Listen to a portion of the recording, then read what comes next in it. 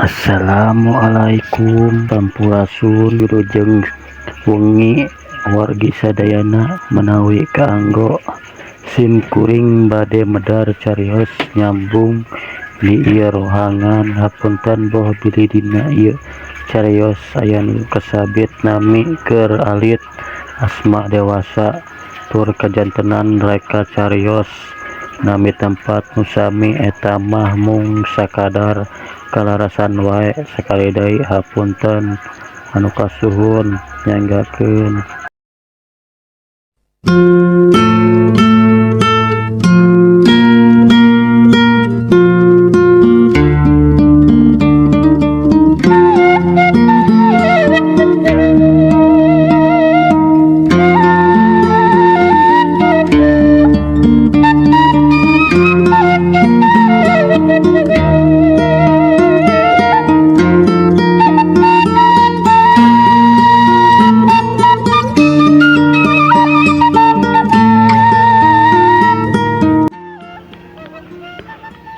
Mohon mang kantenan we atuh mang jalmi mah segala rupina oge bakal nampi akibat tina perbuatanana.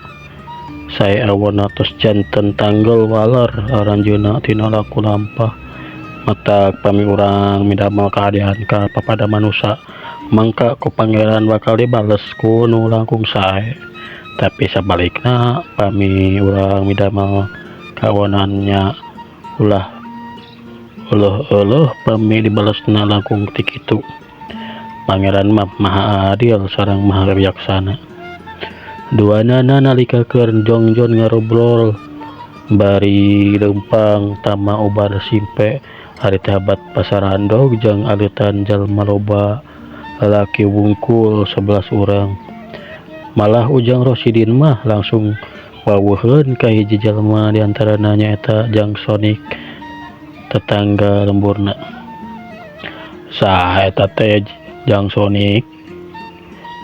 Ujang Rosidin bari ngarandegkeun lengkahna. Mang Diman oge kapaksa nurutan mireunkeun lengkahna harita teh. Nya ieu teh kuring Jang Sonik ari eta saha jiga Ujang Rosidin eta teh. Kumaha bejana dilamburkan ci cek Jang Sonik bari kabeh areureun leungkahna marolong ka Ujang Rosidin jeung Mang Diman. Aya tapi anu mujung teh kabuta di ditu mah lain kabegu, jawab Ujang Rosidin. Munjung kabegu kabuta. Munjung kabuta. Saha eta teh anu munjung kabuta teh Jang? Kuring jadi penasaran. Hayang nyaho?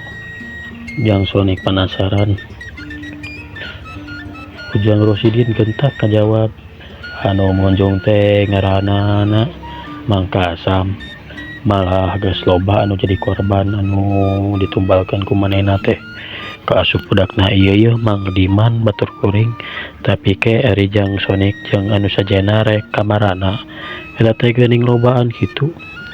Ujang Rosidin malik tumanya. Kieu ye anu sebenarna Mamang.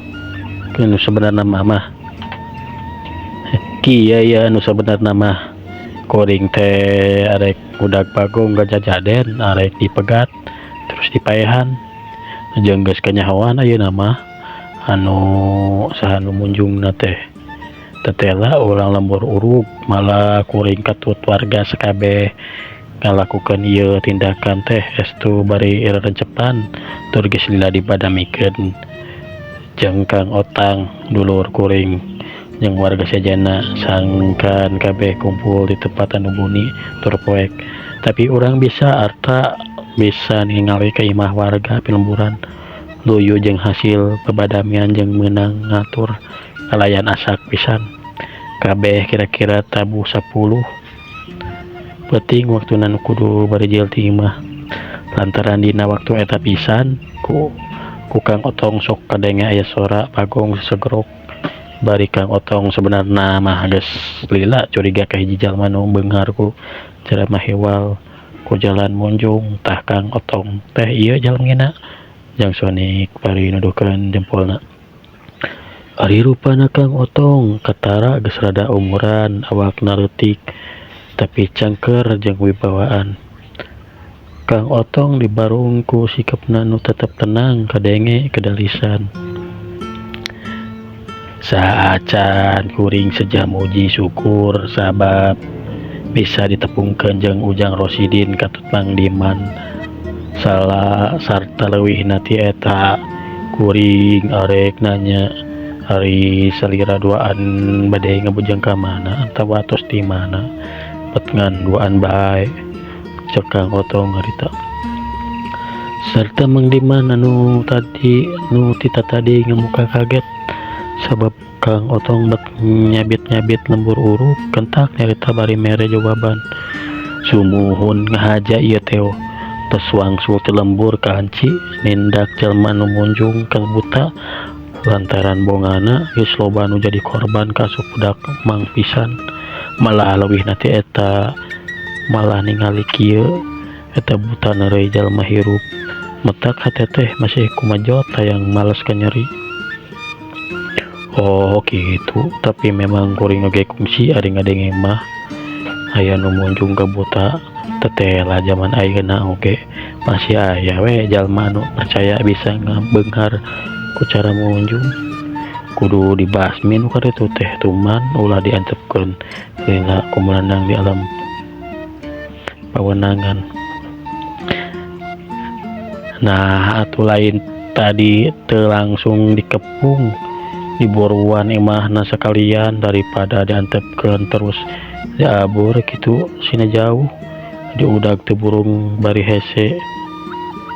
Tah eta teh sarwajang miceunan waktu tepuguh Ujang Rosidin bangun manghanyakalkeun sakadang bagong bete ditindak di tempat. Memang nya satadi nama kuring teh arek ngalakukeun tindakan gitu ngan dipikir deui bakal ngagerwahkeun pamajikanana anu pastina oge tukang nungguan lilina di jero imah. Ku kituna ngahaja salakina nu jadi bagong arek diala pati di sisi lembur ku kuring sakabeh ngan tetela kuring sakabeh kacelele sebab eta sekadang bagong teh lompatna mungguh tarik pisan kot ka ngeblesat anu antukna kieu yeuh leungiteun tapak tapi ketang urang teu kudu salempang capek neangan sebab geus nyaho sanu munjungna. Ieu warga anu ngabring teh kabeh oge urang lembur uruk wungkul bisa jadi saksi bisi pajarkeun kuring bohong.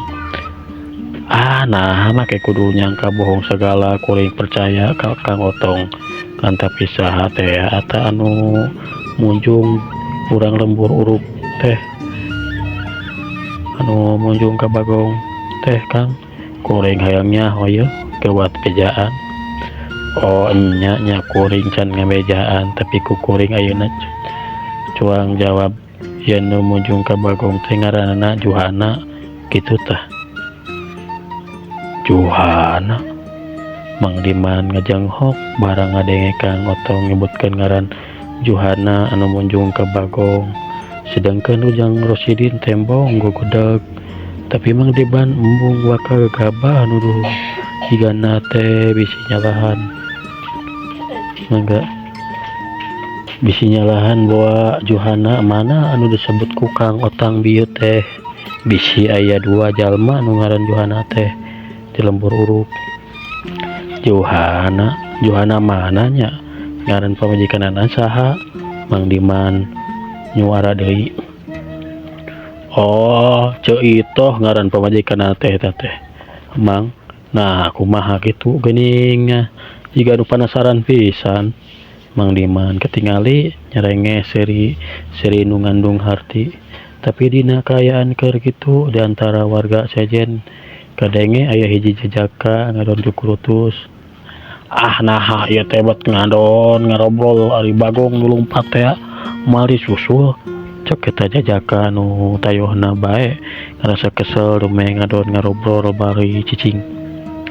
Tenang dulur-dulur da moal ka mamana lompatna pasti eta sakadang bagong teh ari geus hasil pamasukanana mah bakal balik deui ka imahna Oke urang cuang susul tur kepung himahna sarta paksa sinangaku yen manehna teh munjung geus loba warga anu kalengitan harta jeung nyawa sarta ayeuna kuring arek tumanya deui ka ieu dua jalma umat kabeh ulah aya nu mawa karep sorangan.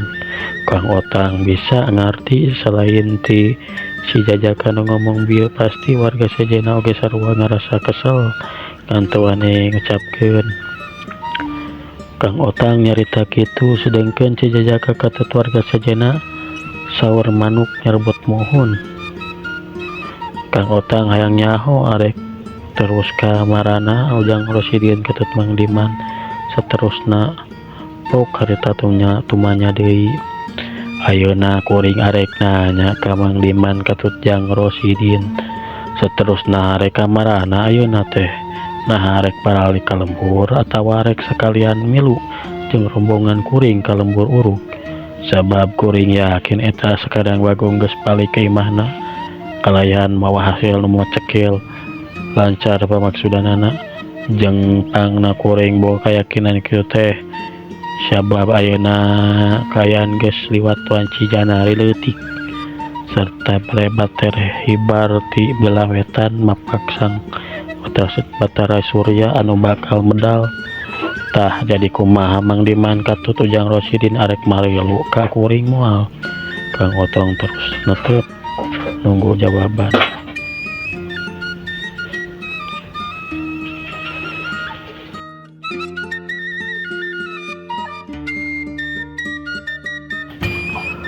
Mang Diman harita teh jeung ujang Rosidin nyelang silereret. Kumaha jang arek milu moal. Mang Diman senajan nya geus kolot tapi teu wani gegabah nangtukeun sikapna tetep butuh penimbangan muasab. Jadi cohagna mah Mang Diman teh teu ujug-ujug ngayukeun milu ka lembur urug lantaran butuh ku ujang Rosidin nu mere katangtuan. Sedengkeun hate Mang Diman bener-bener penasaran manya saenyana mah nah nya Johana teh munjung tapi ku naon bet bohong ka dirina teu ngaku di lembur aya nu munjung malah manehna sorangan tetela munjungna teh anu munjungna teh. Ayeuna mah mending cuang ngiring ka lembur urug we Mang. Abdi ngarti Mang pasti kaget sareng penasaran dares henteu eta wartos cek ujang Rosidin tandes. Bener pisan jang Mang ayeuna jadi kaget jeung penasaran mun nya Johana eta jalmana anu munjung tapi terus terang ka Amang. Berarti manehna geus ngabohong sarta nyebutkeun hiji Rusia. Bisa dipastikeun budak Mang oge diwadalkeun teh ku manehna. Mang Diman bari nyarita kitu teh pikiranna mah masih kumalayang can jejeg. Sajajalan bari lempang terus mikiran eta kejadian. Mang jeung tagiwur jeung tagiwur sarta loba deui pertanyaan-pertanyaan anu malah nambahan kabingung ka dirina. Anakna maot na nya aya nu ngadalkeun terus anu ngadalkeunana saha Mangkasa atau tawa Johana da geuning Mangkasa mah bangun anu terus malik teu suka dituduh ngawadalkeun anakna teh ngadon ngamuk.